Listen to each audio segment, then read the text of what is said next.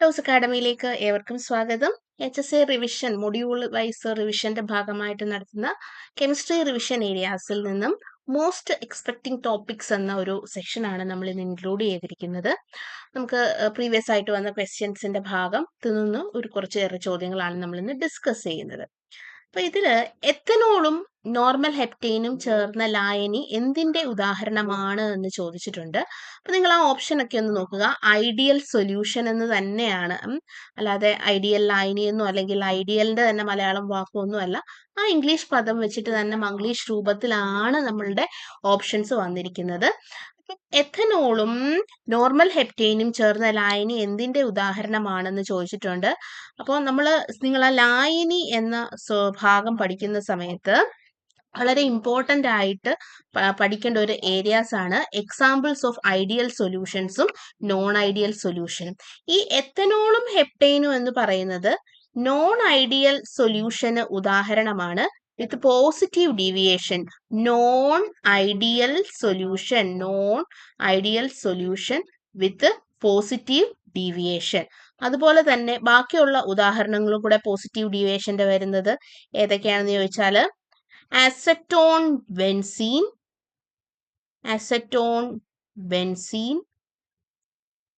അതുപോലെ acetone ethanol, അതുപോലെ water methanol, അതുപോലെ തന്നെ വാട്ടർ പ്ലസ് എത്തനോൾ, ഇവയെല്ലാം തന്നെ non ideal solution with positive deviation ഉദാഹരണമാണ്. അതുപോലെ തന്നെ നെഗറ്റീവ് ഡീവിയേഷൻ കാണിക്കുന്ന ഒരുപാട് ഉദാഹരണങ്ങളുണ്ട്. നമ്മൾ എല്ലാം പഠിച്ചില്ലെങ്കിലും NCERT-യിൽ കൊടുത്തിരിക്കുന്ന അത്രയും ഉദാഹരണങ്ങൾ കൃത്യമായിട്ട് നോക്കുക. നെഗറ്റീവ് ഡീവിയേഷൻ കാണിക്കുന്നതിന് ഉദാഹരണം acetone aniline, then acetone chloroform, അതുപോലെ തന്നെ വാട്ടർ ആൻഡ് നൈട്രിക് ആസിഡ് വളരെ ഇമ്പോർട്ടൻ്റ് ആയിട്ടുള്ള ഒരു എക്സാമ്പിൾ ആണ് water and nitric acid. Then acetic acid plus pyridine, ഇവയെല്ലാം. ദെൻ ഐഡിയൽ സൊല്യൂഷന് ഉദാഹരണം ബെൻസീൻ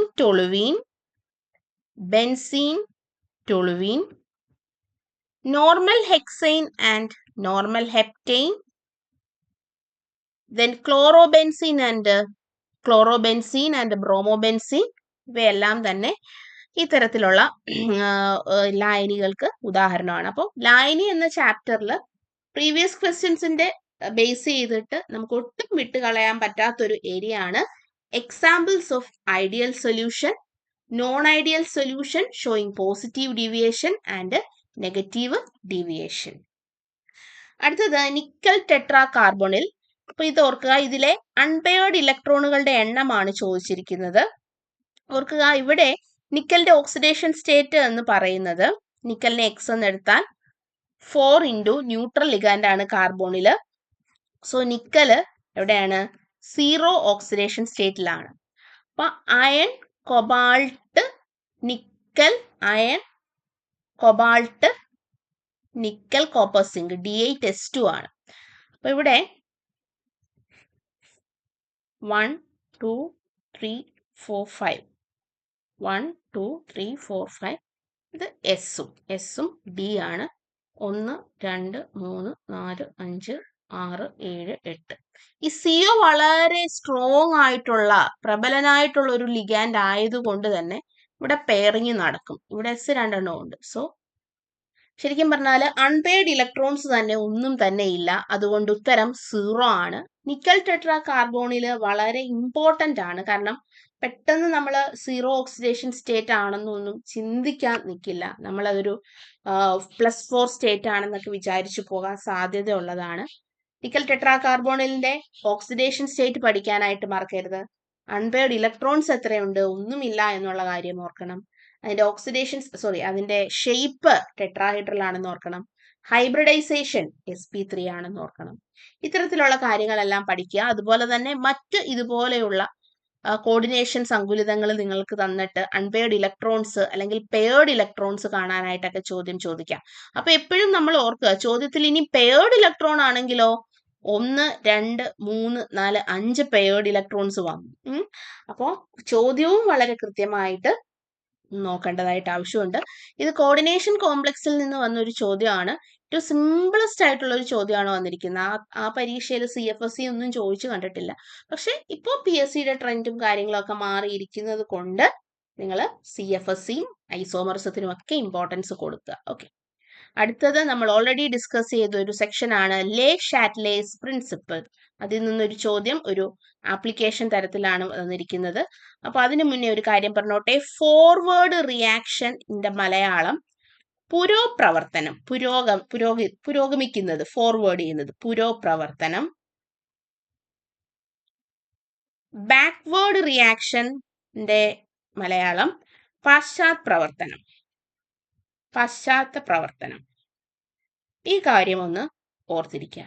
അപ്പൊ തന്നിരിക്കുന്ന റിയാക്ഷൻ ഇങ്ങനെയാണ്. AgClഉം KIയുടെ ചേർന്ന് ഇക്വിലിബ്രിയത്തിൽ സന്തുലനാവസ്ഥയിൽ KClഉം AgIയും തന്നു. സിൽവർ ക്ലോറൈഡും പൊട്ടാസ്യം അയഡൈഡും ചേർന്ന് പൊട്ടാസ്യം ക്ലോറൈഡും സിൽവർ അയഡൈഡും തന്നു.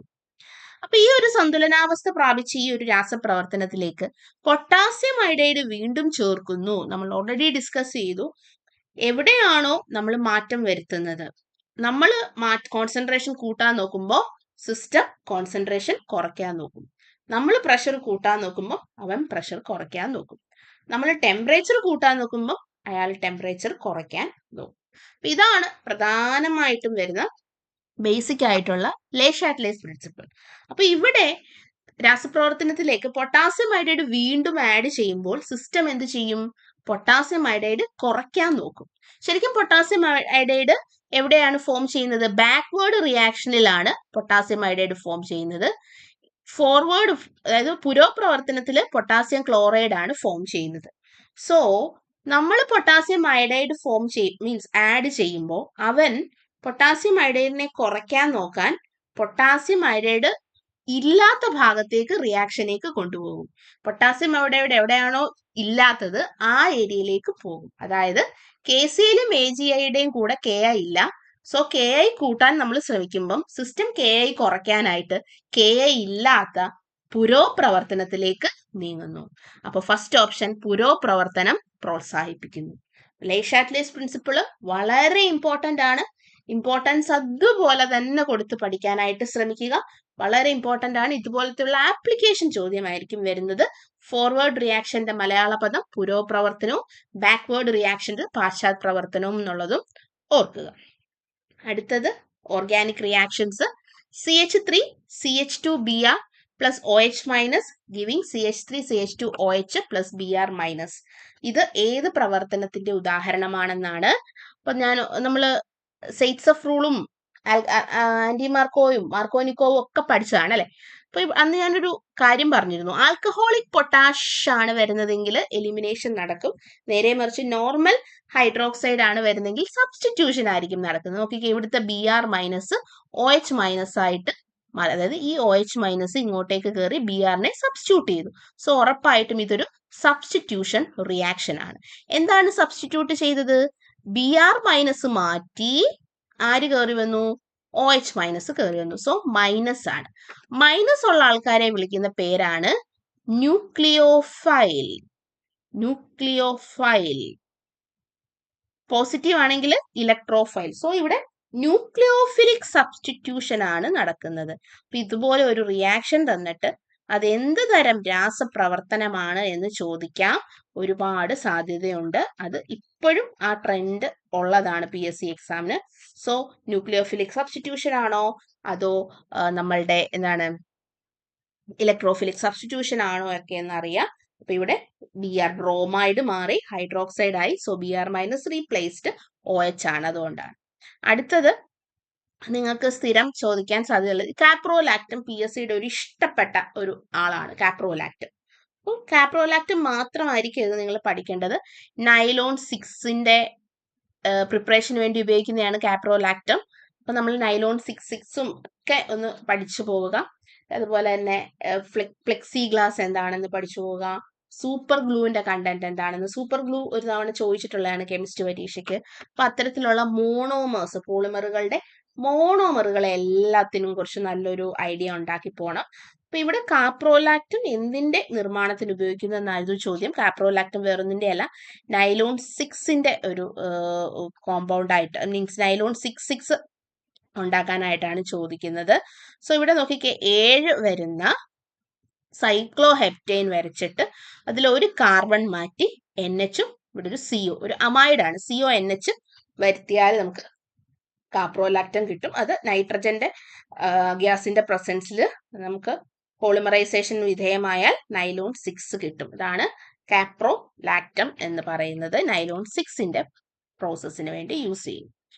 വേപ്പർ ഫേസ് റിഫൈനിങ് വഴി ശുദ്ധീകരിക്കുന്ന ഒരു മൂലകം, വേപ്പർ ഫേസ് റിഫൈനിങ്. ഇത് മെറ്റലർജി എന്ന പാഠത്തിൽ നിന്നുള്ള ചോദ്യമാണ്. ടൈറ്റാനിയം ആണ് വേപ്പർ ഫേസ് റിഫൈനിങ് വെച്ചിട്ട്, വാൻ ആർക്കൽ മെത്തേഡ് എന്നൊക്കെ നമ്മൾ പറയും. സോ അതുപോലെ തന്നെ മോൺസ് പ്രോസസ്സ് വെച്ചിട്ട് എന്താണ് ഉപയോഗിക്കുന്നത്? മോൺസ് പ്രോസസ്സ് നിക്കൽ ഉപയോഗിക്കും. ഓക്കെ, അപ്പോൾ ഇത്തരത്തിലൊക്കെയുള്ള പേര് വരുന്ന മെത്തേഡുകളൊക്കെ ഒന്ന് കൃത്യമായിട്ട് പഠിക്കുന്നത് നല്ലതായിരിക്കും. കാരണം അതൊക്കെ എപ്പോഴും ഒരു റെഫറൻസ് ഇല്ലാതെ തന്നെ ക്വസ്റ്റ്യൻ ഇടാൻ വരുന്ന ഒരാൾക്കും കൃത്യമായിട്ട് അറിയാവുന്ന കാര്യമാണ്.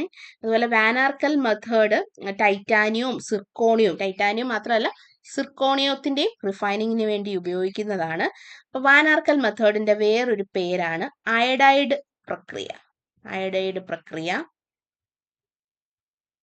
അതുപോലെ ക്രിസ്റ്റൽ ബാർ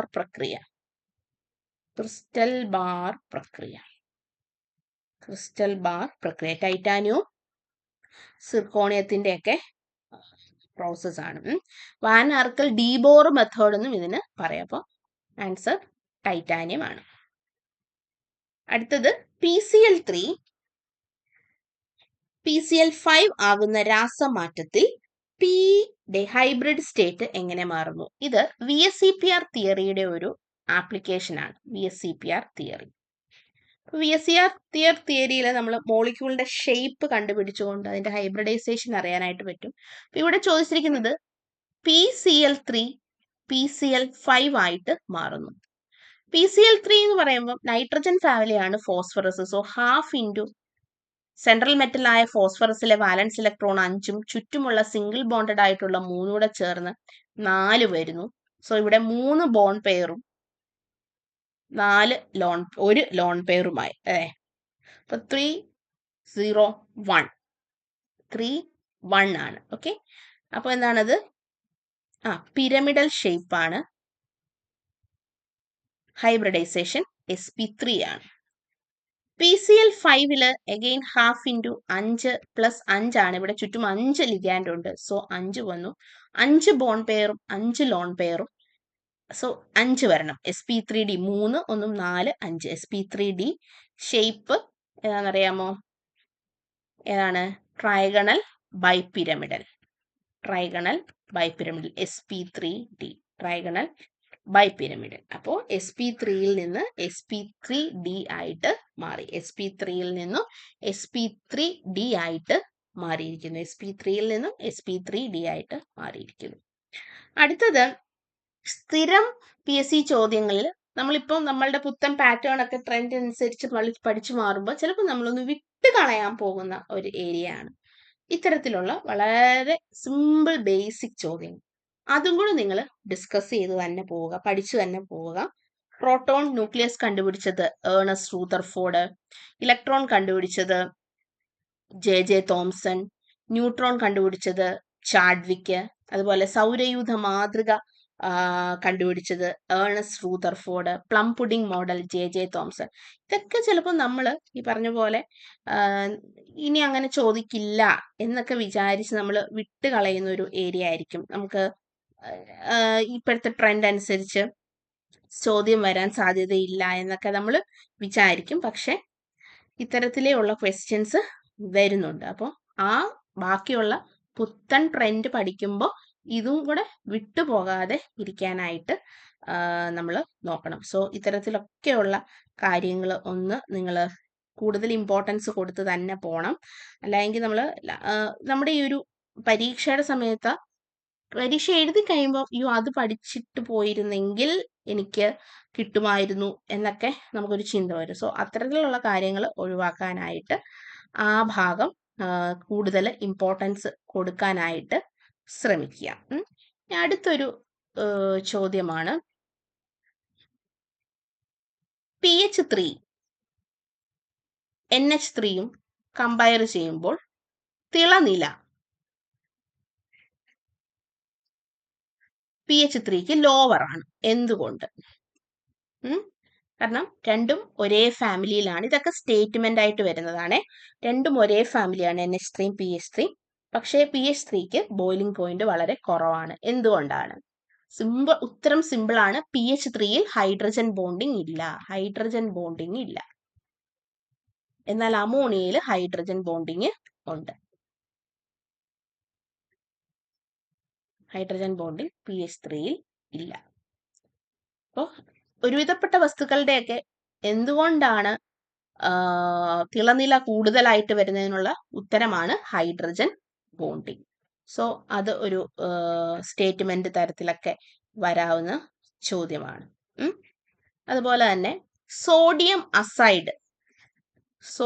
അസൈഡ് ഡീകമ്പോസ് ചെയ്താൽ എന്ത് കിട്ടും? അത് ഒരിക്കൽ ഒരു PSCക്ക് ചോദിച്ചാണ്. NaN3യുടെ ഡീകമ്പോസിഷൻ എന്ത് കിട്ടും? സോഡിയം മെറ്റലും നൈട്രജൻ ഗ്യാസും. അതൊന്ന് ഓർത്തിരിക്കുന്നത് നല്ലതാണ്. ഓക്കെ. അതുപോലെ തന്നെ അടുത്തൊരിതാണ് നമ്മളുടെ നൈട്രജന്റെ പലതരം ഓക്സൈഡ്സുകൾ. അതൊന്ന് പഠിക്കുന്നത് നല്ലതായിരിക്കും. Di nitrogen oxide, formula N2O, oxidation state +1. ഇതിന് കളർലെസ് ആണ്, പ്രത്യേകിച്ച് നിറമൊന്നുമില്ല. അടുത്തത് nitrogen monoxide, NO, oxidation state +2. അതിനും നിറമില്ല, ന്യൂട്രലാണ്, നിറമില്ല. ഓക്കെ. അടുത്തത് N2O3, ഓക്സിഡേഷൻ സ്റ്റേറ്റ് +3 ആണ്. ഇവന്റെ ഒരു പ്രത്യേകത നീല ഖര അവസ്ഥയിൽ കാണും. ഇതൊക്കെ ഇമ്പോർട്ടൻ്റ് ആണ്, ചോദിക്കാം. അസിഡിക് ആണ്. അപ്പോൾ തന്നിരിക്കുന്ന നൈട്രജന്റെ ഓക്സൈഡിൽ അസിഡിക് ആയിട്ടുള്ളത് ഏത്? ഇപ്പൊ നമ്മൾ പഠിച്ച N2O3 അസിഡിക് ആണ്, നീല നിറമാണ്. അടുത്തത് നൈട്രജൻ ഡയോക്സൈഡ്,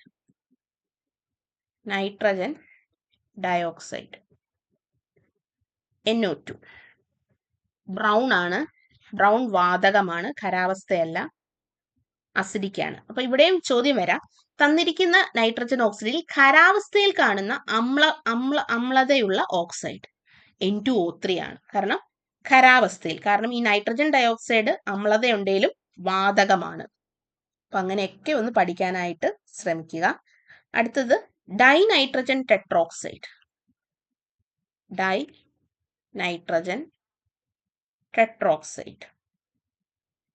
N2O4. ഇവന് നിറമില്ല, പക്ഷെ അസിഡിക്കാണ്. അടുത്തത് ഡൈനൈട്രജൻ പെൻഡോക്സൈഡ്,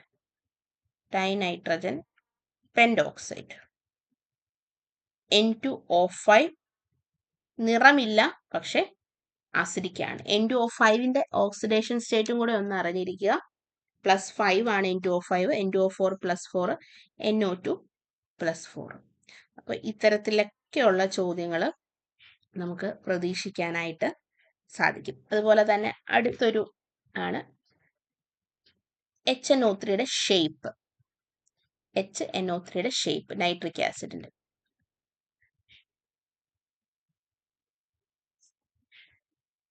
അത് നമുക്ക് VSEPR തിയറി വെച്ചല്ല കാണാൻ പറ്റുന്നത്.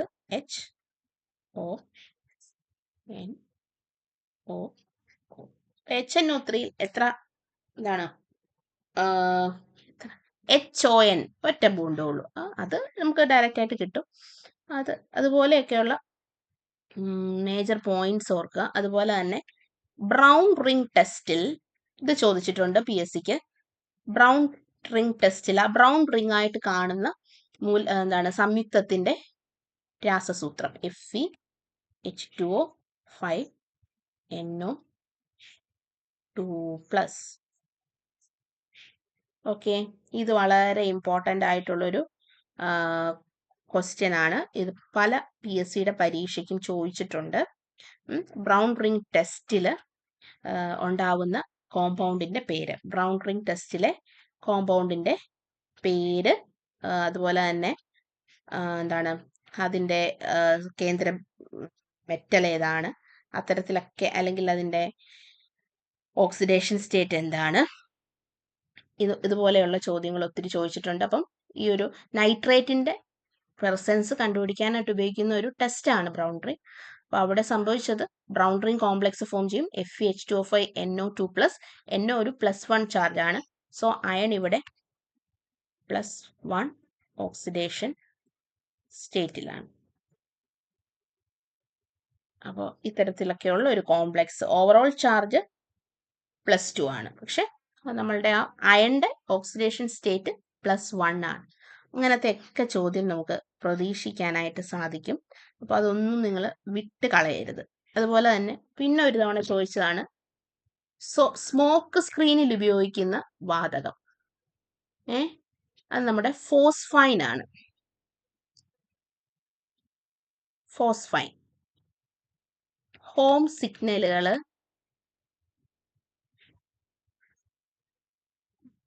സ്മോക്ക് സ്ക്രീൻ ഉപയോഗിക്കുന്ന വാതകം PH3 ഫോസ്ഫൈൻ. ഇതും ഒന്നൊന്ന് ഓർക്കുക, ഇതും പ്രീവിയസ് ആയിട്ട് ചോദിച്ചിട്ടുള്ളതാണ്. ഓക്കെ, അപ്പോൾ ഇത്തരത്തിലൊക്കെയുള്ള ചോദ്യങ്ങൾ നിങ്ങൾ പഠിക്കുക.